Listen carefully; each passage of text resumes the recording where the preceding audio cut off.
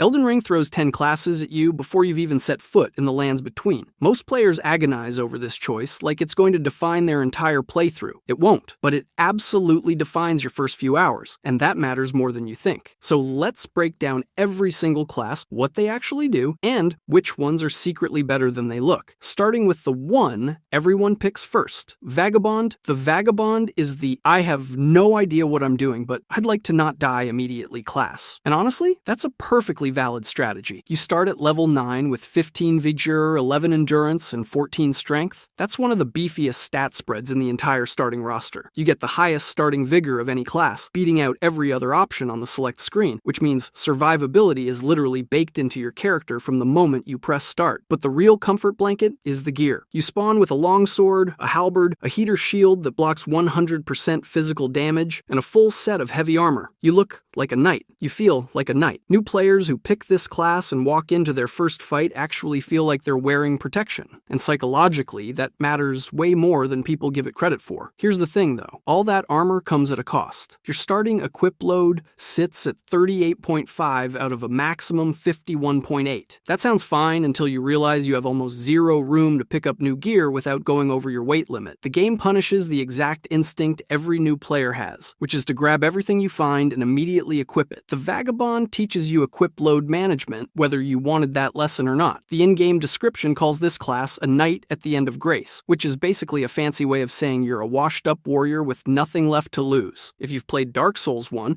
you already know this archetype. The Vagabond is the spiritual successor to the Knight class, right down to the intentionally gutted intelligence stat. This class has zero interest in magic. It's pure melee, full commitment, no backup plan. Now, there's an ongoing community debate about whether the Vagabond or the Samurai is the true beginner class. Both camps are right, just for different reasons. The Vagabond wins on psychological comfort because heavy armor makes new players feel safe. The Samurai wins on raw mechanics with bleed buildup and better versatility. It depends entirely on what kind of player you are. But speaking of classes that take the opposite approach to combat, let's talk about one that trades all that armor for pure speed. Warrior. Most classes in Elden Ring make you earn the dual-wield fantasy. You find a second weapon, you mess with your equip load, you figure out the timing. The warrior skips all of that. 2 scimitars, both hands, right out of the gate. Starting at level 8, the warrior carries the highest dexterity of any class in the game at 16. That alone makes it a magnet for players who want speed over strength. But the real selling point isn't a number on a stat screen. It's the fact that you're already dual-wielding before you've taken a single step into the lands between. No other class does this. Every other build has to work toward that setup. Warrior just hands it to you. Each scimitar deals 62 physical damage with slash typing and a 1.0 critical multiplier. That means backstabs aren't just possible, they're actively rewarded. This is a class that wants you moving forward, circling behind enemies, punishing openings instead of hiding behind a shield. The entire combat identity is built around aggression and positioning, and the armor reflects that philosophy perfectly. The blue cloth set with its warrior gauntlets and warrior greaves keeps your total equipment weight at roughly 12.0, which is about 24% of your maximum carrying capacity. You're practically weightless. Dodging feels instant. Spacing feels effortless. If the Vagabond is a walking fortress, the warrior is a knife fight in a phone booth. But here's the trade-off nobody likes to talk about. Vigor sits at 11. That's noticeably low. One bad dodge, one mistimed roll, and you're looking at a loading screen. The warrior hits hard and moves fast, but it also dies fast. That glass cannon energy is real, and it defines everything about how this class plays in the first few hours. This is actually where the community gets loud. There's an ongoing debate about whether warrior's high dexterity trivializes the early game, or whether the low vigor actually raises the skill ceiling. Competitive players argue that 16 dexterity lets you shred through early encounters without thinking. Defenders counter that having 11 vigor forces you into deliberate active play where every dodge matters and every trade punishes you. You can't tank hits. You have to be better. Honestly, both sides have a point. The warrior doesn't lower the difficulty. It changes the type of difficulty. You're trading survivability for lethality, and whether that feels easier or harder depends entirely on how you play. It's a class that rewards confidence and punishes hesitation. But if you want a starting class that punishes everything equally with raw power and and zero apologies, that's the next one on the list. Hero. On paper, this class looks like a joke. Level 7, barely any armor, and a setup that screams, I don't know what I'm doing. Most new players scroll right past it. That's a mistake. The hero is quietly one of the most powerful starting setups in the entire game, and the numbers back it up completely. Let's start with the weapon. The battle axe deals solid physical damage at base stats with a strength requirement that the hero already meets. For context, most other starting weapons either swing faster but hit softer, or require stats you'll need to invest levels into. The hero walks out of character creation already optimized for its own weapon. One clean hit from this thing does more damage than most classes can deal in 2 or 3 swings. Now, pair that with 14 Vigor. That's the second highest starting Vigor of any class in the game, only behind the Vagabond's 15. So, you've got a hard-hitting weapon and one of the biggest health pools right out of the gate. Mathematically, that's one of the most forgiving setups possible for aggressive melee play. You hit harder than almost everyone, and you can take more punishment than nearly every other class. That's not a glass cannon. That's just a cannon. But here's where it gets funny. The hero armor set looks like something a barbarian cobbled together from scraps and animal hide. Total weight is minimal. Your encumbrance sits low compared to heavier armored classes like the Vagabond. You're essentially fighting gods dressed like you just crawled out of a cave. The dodge rolls are fast because you're carrying next to nothing. You look like a wild person. You also hit like a freight train with nearly as much health as a Vagabond in full plate armor. And then there's the inventory. 2 great arrows. No bow.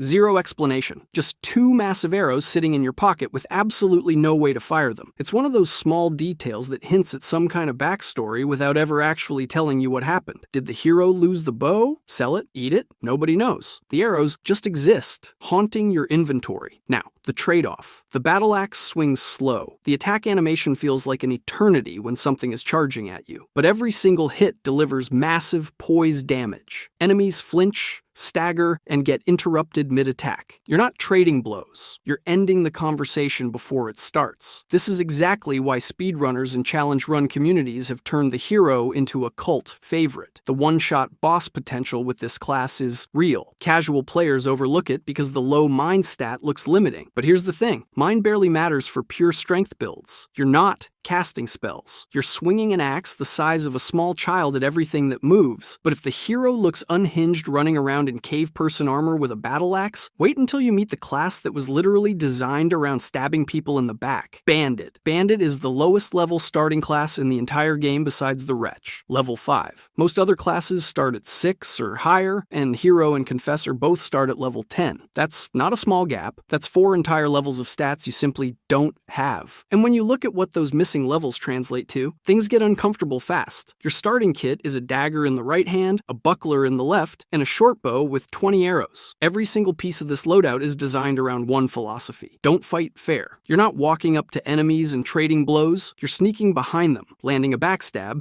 and praying it kills them before they turn around. The dagger deals 41 physical damage on a normal swing. That's it, 41. But here's where the design reveals itself. Critical damage? 60. The entire offensive identity of this class is built around backstabs and critical hits, not sustained combat, not blocking, not tanking. You position, you punish, you disappear. That's the loop, and the short bow reinforces exactly the same strategy. Soften a target from range, close the distance while they're searching for you, land the backstab. Both weapons point in the same direction. There's no fallback plan here. No, well, if stealth doesn't work, I'll just swing my way through. The Bandit is the only starting class deliberately engineered around the critical hit mechanic from the moment you press start. But here's where the community splits hard. Challenge run players love this class. They call it the true hardcore experience because it forces you to actually understand Elden Ring's combat rhythm before you can succeed. Positioning matters, timing matters, reading enemy patrol patterns matters. If you know what you're doing, Bandit rewards you for being surgical. Casual communities. They frequently describe it as a trap class, and honestly, it's hard to argue with their reasoning. Your stat floor is brutal. 10 vigor, 11 mind, 10 endurance. That means every single mistake is magnified from the opening area. One hit you didn't need to take costs you a disproportionate chunk of health compared to a Vagabond who started with 15 vigor and actual armor. New players who pick Bandit because Rogue sounds cool often hit a wall within the first hour. The debate about whether this design is intentionally artistic or simply punishing is still ongoing. Bandit isn't weak, it's conditional. It excels when you understand positioning and critical windows, and it punishes you ruthlessly when you don't. The gap between a good bandit player and a struggling one is wider than almost any other class in the roster. But if you thought the bandit was polarizing, wait until we talk about the class that throws out weapons almost entirely and asks you to kill gods with math: Astrologer. If you've ever wanted to live out the fantasy of being a powerful sorcerer who can obliterate enemies from across the battlefield, the Astrologer is exactly what you think it is. And that's both the best and worst thing about it. This is the mage class, the pure, uncut, no compromises mage class. 16 intelligence right out of the gate, the highest starting intelligence in the entire game. 15 mind, the highest starting mind stat of any class. You spawn in with an astrologer's staff that scales with intelligence at a 1.26 multiplier, making it the most efficient magic weapon available at character creation. That staff pumps out 78 magic damage before you've taken a single step into the lands between. And here's the thing, the astrologer also comes with a short sword and a shield. 44 physical damage on the blade, a functional block on the shield. But let's be honest, nobody picks astrologer to swing a sword. That short sword is a security blanket. It's the emergency exit you hope you never have to use. You picked this class because you want to stand 40 feet away from something terrifying and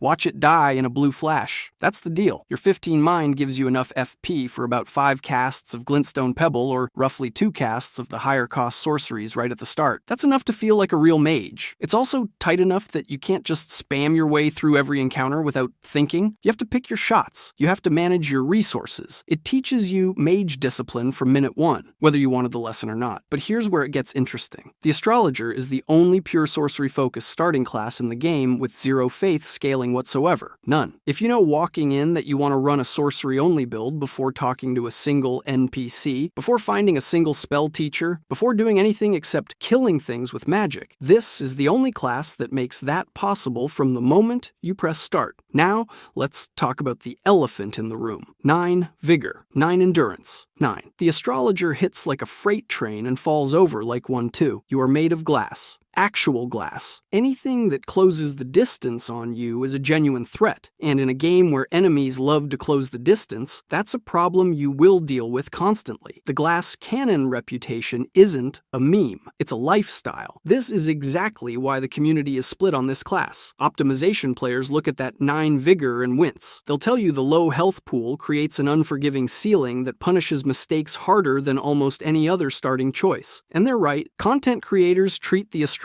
as the default mage class for build guides, and honestly, it makes sense. High magic damage, low survivability, instantly recognizable aesthetic. It's archetypal. It's the wizard from every fantasy game you've ever played dropped into the most punishing open world from software has ever built. The astrologer is the class that gives you exactly what you asked for. Just make sure you actually wanted it. But if you thought the astrologer had a clear identity, wait until you meet the class that does the same thing for faith builds and somehow manages to be even more polarizing: Prophet. Every other class in Elden Ring starts with the same basic survival loop. You have your flasks, you have your weapon, and you ration healing like it's the last clean water in the lands between. Prophet throws that entire system out the window. Here's why. Prophet is the starting class that comes with the strongest built-in healing from the moment you create your character. Not from a flask, not from a consumable, from an actual incantation called Heal, restoring a chunk of health that scales with your incantation scaling. Available before you fight a single enemy. The Confessor technically gets Urgent Heal, but that's a weaker, faster version. Prophet's Heal restores significantly more per cast. That changes everything. Let me explain what that actually means in practice. Prophet starts at level 7 with 16 faith, the highest starting faith of any class, and 14 mind. That mind stat gives you enough FP to cast Heal roughly 4 times before you need to rest. 4 times doesn't sound like a lot on paper, but think about what that does to your flask economy. Where a vagabond or a warrior is burning through their entire Crimson Flask supply just trying to survive a dungeon, Prophet can supplement healing with FP and save those flasks for the fights that actually matter. You're not just healing differently, you're fundamentally changing how you interact with sites of grace, how deep you push into areas, and how aggressive you can can afford to be. And the weapon situation isn't an afterthought either. The short spear deals 60 physical damage with a reach advantage over most starting daggers and swords. You're not poking enemies with a stick while praying your incantations carry you. The spear is a legitimate melee weapon that keeps enemies at distance, which pairs perfectly with a class that wants to create space to cast. Now, the fashion situation is interesting. Prophet wears the Prophet robe and the Prophet blindfold, a literal blindfold over the eyes. That's a bold visual statement for a starting class, and it leans hard into the wandering zealot fantasy. You look like someone who abandoned sight to see the truth through faith alone, which honestly is one of the most thematically committed designs of any starting class. But here's where it gets complicated. Prophet sits directly at the center of the oldest culture war in Elden Ring's community, faith versus sorcery. This isn't a balanced discussion, it's an identity war. Faith enthusiasts will tell you Prophet is the most complete starting package in the game, and honestly, they have a point. You get a viable melee weapon, a healing spell, and the highest faith stat for accessing incantations immediately. Sorcery players dismiss it as unfocused, arguing that the astrologer's raw damage output makes Prophet's healing advantage irrelevant, because dead enemies can't hurt you. The reality is somewhere that neither camp wants to admit. Prophet's heal incantation is a concrete, practical advantage that no other class can match at character creation. You can argue about damage scaling and endgame optimization all day long, but in those first brutal hours of the game, when every flask matters and every death sends you back to a site of grace, having 4 free heals in your pocket is not unfocused, it's survival. But if you think Prophet's starting kit is impressive, wait until you see what the Samurai brings to the table, because that class doesn't just come prepared, it comes armed to the teeth. Samurai. If there's one class in Elden Ring that makes you feel like you know what you're doing before you actually know what you're doing, it's the Samurai. And honestly, that's not an accident. The Samurai starts at level 9, making it one of the highest starting levels in the game, second only to the Confessor at level 10. Right out of the gate, you're working with 15 dexterity, 13 endurance, and a stat spread that just feels correct. Nothing is wasted, nothing feels like dead weight, but the stats aren't even the main attraction here. The Uchigatana is, this weapon deals 77 physical damage at base stats, which is already solid. But here's the thing, it also has a 35 critical bonus, the highest critical multiplier of any starting weapon in the entire game. Backstabs and riposts hit harder with this thing than anything else you could possibly be holding at character creation, and we haven't even talked about the real reason this weapon is terrifying. Bleed buildup, 45 points of it. Inherent, built into the weapon. No ashes of war required, no spells, no special items you need to go find. From the very first enemy you encounter, you're already applying one of the most powerful status effects in Elden Ring. Bleed chunks massive percentages of enemy health bars, and it works on almost everything, including bosses that would otherwise take minutes to whittle down. Most classes have to earn their bleed access. Samurai starts with it equipped. But wait, there's more. You also get a longbow and 20 arrows. Ranged combat, no magic required, no FP management, just point, shoot, and pull enemies one at a time from a distance. The combination of bleed melee, critical hit damage, and ranged utility gives the Samurai more functional tools at character creation than any other class. Nobody else even comes close to this level of completeness. The armor situation is smart too. The Land of Reed's set, Samurai armor, gauntlets, and greaves totals 22.8 equip weight. That keeps you comfortably in the medium roll range without sacrificing protection entirely. You're mobile, you're protected, and you're not constantly worrying about fat rolling into an enemy's attack, and the community knows all of this. Samurai consistently tops beginner recommendation lists, poll results, and guide rankings as the single best starting class in Elden Ring. It's not even a debate anymore. The toolkit is just too complete. Strong dexterity scaling means your damage keeps climbing as you level. Bleed means bosses melt. The bow means you always have options. There's almost no situation where a Samurai player feels genuinely unprepared, which is exactly why some players have complicated feelings about it. The hardcore crowd argues that Samurai's dominance isn't just good design, it's balance bias. The class is so well-rounded that picking anything else starts to feel like a deliberate handicap. You're not choosing a playstyle with Samurai, you're choosing to have every advantage simultaneously. Whether that's a design flaw or a feature depends entirely on who you ask, but the numbers don't lie. This class does everything, and in Elden Ring, doing everything tends to win. But if the Samurai is the class that gives you every tool you could want, the Prisoner is the the class that asks you to master two completely different combat systems at the same time. Prisoner. Here's the question that defines the prisoner more than any stat, spread, or weapon loadout. Is being decent at two things better or worse than being great at one? Because the prisoner is Elden Ring's answer to that question,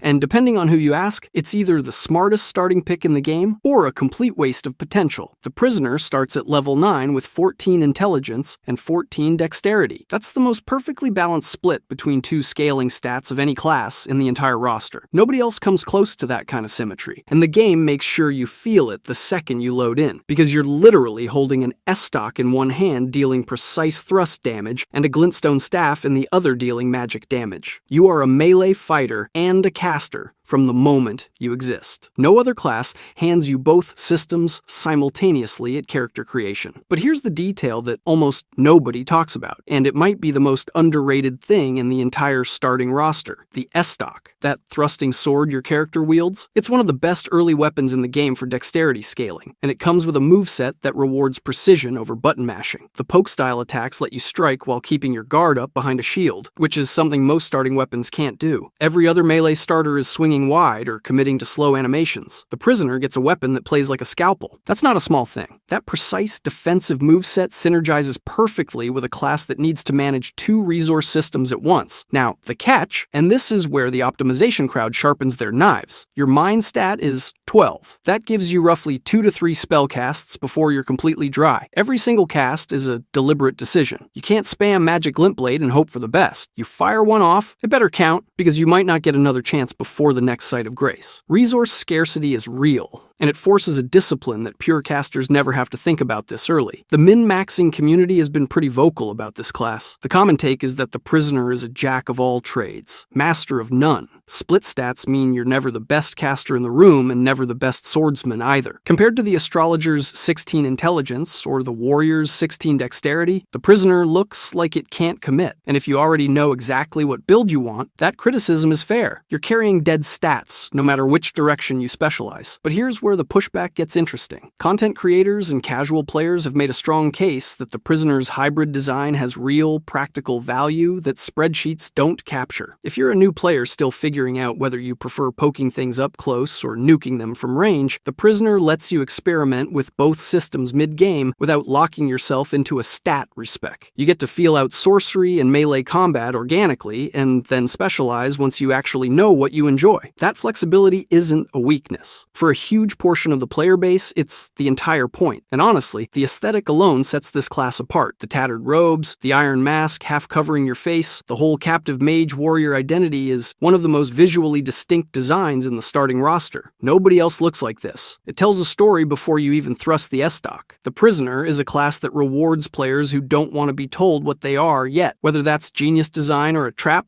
depends entirely on how you play RPGs. But if you think the identity crisis of a hybrid class is complicated, wait until you meet the class that combines faith, stealth, and a broadsword into one of the most quietly powerful starting packages in the game. Confessor, a faith-based class that actually delivers on its promise. The Confessor starts at level 10, the highest starting level of any class in the entire game, and its stats spread tells a story that makes zero sense until you understand exactly what it's trying to do. Let me explain. On the surface, Confessor looks like Prophet's twin. You get a broadsword dealing solid physical damage, a finger seal for incantation scaling, and a class description that screams Faith Hybrid. Cool. But then you look at the actual stat distribution and things get interesting. Confessor starts with 14 faith. That's the second highest faith value of any starting class, only behind Prophet's 16. 2 points. That's not a canyon. That's a crack in the sidewalk. So why does Prophet get all the attention as the faith class while Confessor gets overlooked? The answer is stat efficiency. Confessor's extra starting levels aren't wasted. They're spread across the board in a way that makes it the single most versatile faith-adjacent class in the roster. You get 12 strength, 12 dexterity, 14 faith, and 13 mind. Nothing is dumped. Nothing is min-maxed. Every stat is serviceable. This isn't a faith caster. This is a quality faith hybrid disguised as a holy knight. The broadsword handles your early game, while that finger seal gives you immediate access to incantation incantations right out of the gate. But here's where it gets frustrating. That balanced spread means you're not exceptional at anything at the start. Your mind stat of 13 gives you enough FP for 3 to 4 spellcasts, which is fine. The problem is that your 14 faith still locks you out of the more powerful incantations. Prophet walks out of character creation with 16 faith and access to stronger offensive miracles immediately. Confessor walks out with a sword,